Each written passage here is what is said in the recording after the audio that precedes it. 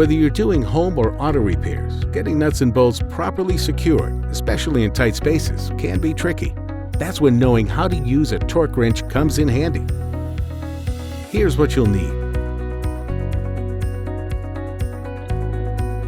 Torque wrenches are designed to tighten nuts and bolts to a specific torque to ensure the proper tension. This helps avoid damage from over-tightening or joints coming apart from under-tightening. We're using a basic adjustable click-style torque wrench. A 1/2 or 3/8 inch torque wrench can handle most auto repair and maintenance jobs. Next, check the torque requirements. You can set the wrench properly.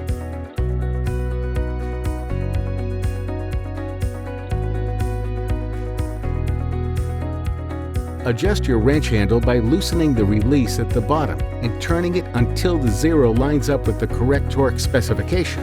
You should see markings above the handle grip to indicate what torque settings are available. Once you've dialed up the proper specification, lock it in by tightening the release at the bottom. Now you can put the torque wrench in place and make your adjustment. Turn the wrench until you hear 2 clicks, signaling the correct amount of torque has been reached, and you can feel confident your fasteners are safe and secure. Good luck, and thanks for shopping at the Home Depot.